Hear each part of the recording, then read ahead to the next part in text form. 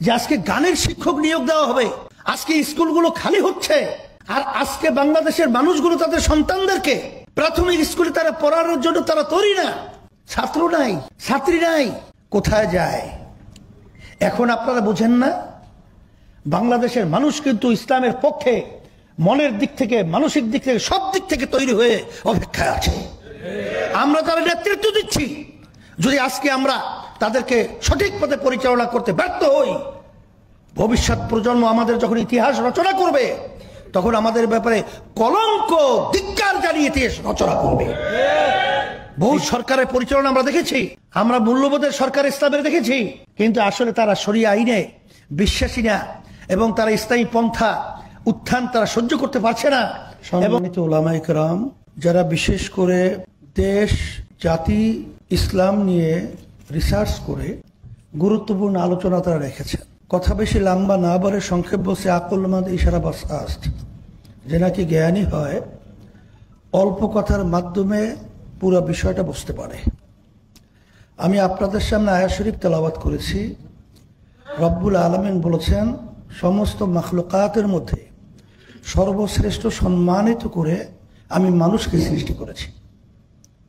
আল্লাহ রাব্বুল আলামিন অন্য আয়াতে বলছেন, এই মানুষগুলোই এক পর্যায়ে চতুষ্পায় জানোয়ারের মতো হয়ে যায়, এক পর্যায়ে সৃষ্টির ভিতরে সবচেয়ে নিকৃষ্ট শূকরের চেয়েও খারাপ হয়ে যায়। এর কারণ কি? বাংলাদেশের ভিতরে জেল তৈরি করা হয়, আবার বাংলাদেশের ভিতরে সম্মানিত যে মসনদ চেয়ারগুলো আছে তাও কিন্তু মানুষের জন্য, জেলও কিন্তু আকৃতি সুরাতে অঙ্গ প্রত্যঙ্গে মানুষের জন্যই। চোখের দিক থেকে, হাতের দিক থেকে, পায়ের দিক থেকে, অন্য অন্য অঙ্গ প্রত্যঙ্গে কোনো পার্থক্য নাই, কিন্তু এক শ্রেণী কিন্তু জেলে, আর এক শ্রেণী বাংলাদেশের সম্মানিত উঁচু মসনদের ভিতরে বসা। এর কারণ কি? আমার আব্বাজান রহমাতুল্লাহি আলাইহি বলতেন, শিক্ষা জাতির মেরুদণ্ড, কিন্তু সব শিক্ষাই কিন্তু জাতির মেরুদণ্ড হতে পারে না। সুশিক্ষাই হলো জাতির মেরুদণ্ড। তার বাস্তবতা আমরা দেখেছি। বাংলাদেশের ভিতরে উল্লেখযোগ্য শিক্ষাপীঠ, ভার্সিটি ঢাকা, সেখানে আপনারা দেখেছেন কিছুদিন আগে ঢাবি ছাত্রদের নির্বাচন হয়েছে। ভিসি কত বড় একটা উচ্চ সম্মানিত পদের দায়িত্বে পালন করে, একটা সংগঠনের ছাত্র দলের সভাপতি, সেই এত বড় সম্মানিত ব্যক্তির সামনে তার আচরণটা, এটা কি বাংলাদেশের কোনো মানুষ এটাকে গ্রহণ করবে ভালো হিসাবে, না খারাপ বলবে? তাহলে বোঝা গেল যে ওর শিক্ষাটা আসলে এমন শিক্ষায় শিক্ষিত হয়েছে যে এই শিক্ষার মাধ্যমে কোন জায়গায় কি আচরণ করতে হয়, ব্যবহার করতে হয়, এটা ওকে শেখানো হয় নাই। এই জন্য আমি পরিষ্কারভাবে বলছি, শোনেন, যেই শিক্ষাটা ছোটবেলায় দেওয়া হয় ওটা পাথরে অঙ্কন করলে যেরকম কোনোদিন মুছে যায় না, এইভাবে ছোটবেলায় যে শিক্ষাটা দেওয়া হয় এটাও কোনোদিন ধ্বংস হয় না। ছোটবেলার শিক্ষাটার গুরুত্ব কি? 2024 ফ্যাসিস্ট আওয়ামী লীগ সরকার যখন পাতানো নির্বাচন তৈরি করেছিল, তখন প্রধানমন্ত্রী শেখ হাসিনার পক্ষ থেকে আমাদের কাছে পাঠানো হয়েছিল নির্বাচনে নেয়ার ব্যাপারে। সেখানে প্রধানমন্ত্রীর পক্ষ থেকে যখন আমাকে নিয়ে বসবে, তখন আমি শর্ত লাগিয়েছিলাম যে তাদের নির্ধারিত প্রস্তাবিত জায়গায় আমি বসবো না, আমরা যেখানে বলবো সেখানে তাদের বসতে হবে। আমাদের প্রস্তাব মেনে তারা বসছিল। বসার পরে আমি দেখতেছিলাম যে তার কপালে নামাজের দাগ দেখা যায়। তা আমি প্রশ্ন করলাম যে আপনার কপালে তো নামাজের দাগ দেখছি, তাহলে তো মনে হয় আপনি নামাজ পড়েন। তখন সে বলতেছিল, হুজুর আমি 7 বছর বয়স থেকে আমি নামাজ পড়ি। কিভাবে? বলে, হুজুর আমি যদি নামাজ না পড়তাম, আমার মা আমার জন্য ঘরে ভাত পাক করতো না। আমার মাকে আমাকে নামাজি বানাবার জন্য চেষ্টা করেছে, সেই থেকেও যে আমি নামাজ পড়ি, নামাজ ছাড়ি না। তখন আমি বলতেছিলাম, তাহলে তো আপনার সঙ্গে কথা বলতে ভাই ভাই হিসেবে আমার সাহস বেড়েছে।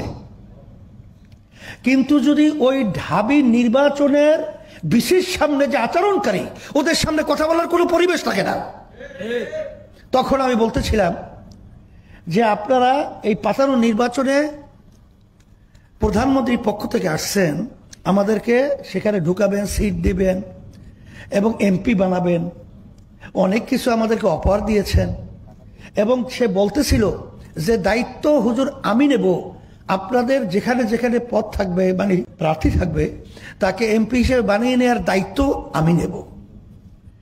আমি একটা হাস দিয়ে বলছিলাম যে একটা কথা আপনাকে বলি শোনেন, যে বর্তমান সরকার কোন প্রেসক্রিপশনে চলে ব্যাখ্যা আমি অত যাব না, আমাদের দেশে প্রেসক্রিপশন না, এই প্রেসক্রিপশন অন্য জায়গায় হয়, এখানে বাস্তবায়ন হয়। আপনি পরিষ্কার জেনে রাখেন, ইসলামী আন্দোলন বাংলাদেশ প্রতিষ্ঠিত হয়েছে 1987 সাল, অদ্যাবধি পর্যন্ত কোনো ফ্যাসিস্ট, কোনো চাঁদাবাজ, কোনো খুনি, কোনো মিথ্যুক জালেম, দেশের টাকা পাচারকারী তাদের ক্ষমতায় যাওয়ার জন্য সহযোগী ইসলামী আন্দোলন বাংলাদেশ প্রতিষ্ঠা থেকে শুরু করে কখনো হয় নাই। সিঁড়ি হিসাবে ব্যবহার আমাদেরকে করবে আর ক্ষমতার মস্তকে যাবে, এই দুর্নীতিবাজদের কখনোই সহযোগিতা আমরা ছিলাম না, এখন আমাদেরকে পাবেন না। এক পর্যায়ে বলতেছিলাম যদি আমাদেরকে সরকার চাপ প্রয়োগের মাধ্যমে এর ভিতরে ঢুকিয়ে ফেলে তাইলে এই দেশের পক্ষে, মানবতার পক্ষে, দেশের কল্যাণের পক্ষে কে কথা বলবে, কারা বলবে, সেরকম একটা আপনি দল বের করে দেন। তখন এক পর্যায়ে সে প্রশ্নের উত্তর না দিতে পেরে তখন বলছে হুজুর আপনাদের অবস্থানটা আমরা বুঝেছি, প্রধানমন্ত্রীকে এভাবেই বলবো। আলহামদুলিল্লাহ এরপর থেকে খুব একটা ডিস্টার্ব করে নেই, আমরা আল্লাহ মোটামুটি নিরিবিলি থাকছিলাম। তা যেই কথা আমি বলছিলাম, আমাদের সম্মানিত আহমদ আব্দুল কাদের বাচ্চু ভাই, আমাদের জালাল ভাই, আমাদের সম্মানিত মহাসচিব এবং আমাদের মাদানী সাহেব হুজুর সহ যে গুরুত্বপূর্ণ আলোচনা রেখেছেন, বাস্তবতা হলো এতটুকুই। আমরা কতদিন জেলে থাকবো, কতদিন আমরা দাবি তুলব, আসলে বাস্তবতা হলো এই 5ই আগস্টের পরে 2024 এখন ইসলামের পক্ষের একটা মাঠ কিন্তু তৈরি হয়েছে।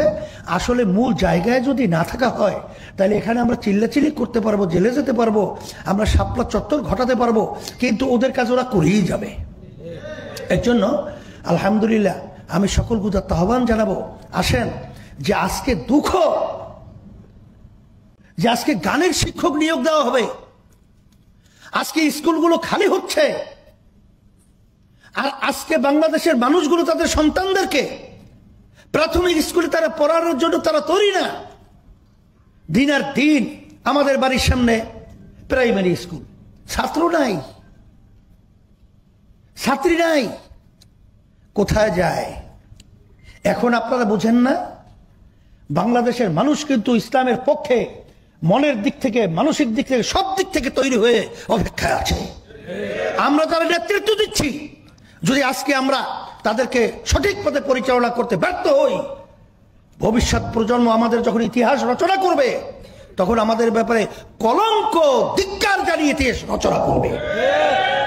এই জন্য আমরা 53 বছর দেখেছি, বহু সরকারের পরিচালনা আমরা দেখেছি, আমরা মূল্যবোধের সরকার ইসলামের দেখেছি, কিন্তু আসলে তারা শরিয়া আইনে বিশ্বাসী না এবং তারা ইসলামী পন্থা উত্থান তারা সহ্য করতে পারছে না, এবং তারা কিন্তু বাংলাদেশের ভিতরে মৌলবাদীদের অভয়ারণ্য এরা তারা সহ্য করতে পারছে না। আজকে আমাদের ভিতরে চিন্তার ব্যবধান থাকতে পারে, কিন্তু আমি পরিষ্কার বলবো কখনোই পরগাছা হয়ে মূল গাছের ভূমিকা পালন করা যায় না। এখন কিন্তু গাছ হওয়ার মতো পরিবেশ তৈরি হয়েছে। আমি সকল গুজার আহ্বান জানাচ্ছি, আর বর্তমান অন্তর্বর্তীকালী সরকারকে আমি পরিষ্কারভাবে বলবো, আপনারা কিন্তু বাংলাদেশের জনগণের ভোটে নির্বাচিত সরকারও নয়, আপনারা ওখানে বসেছেন। আমি প্রথম দিন ডক্টর ইউনূস সাহেবকে বলেছি যে আপনি যদি দেশ সুন্দর পরিচালনা করতে হয় তাহলে আপনার বিশেষ করে লক্ষ্য রাখতে হবে যে দেশের মধ্যে শতকরা 92 জনের মধ্যে মুসলমান বসবাস করে, আর এই মুসলমানদের নেতৃত্ব কিন্তু আসলে বাস্তবতা হলো সম্মানিত উলামায়ে কেরাম। আপনি কথা বলার ব্যাপারে, তাদের ব্যাপারে সতর্ক অবস্থায় কথা বলবেন। প্রথম যেদিন আমার সঙ্গে দেখা হয়েছে সেদিনকে কিন্তু আমি কথাগুলো বলেছি।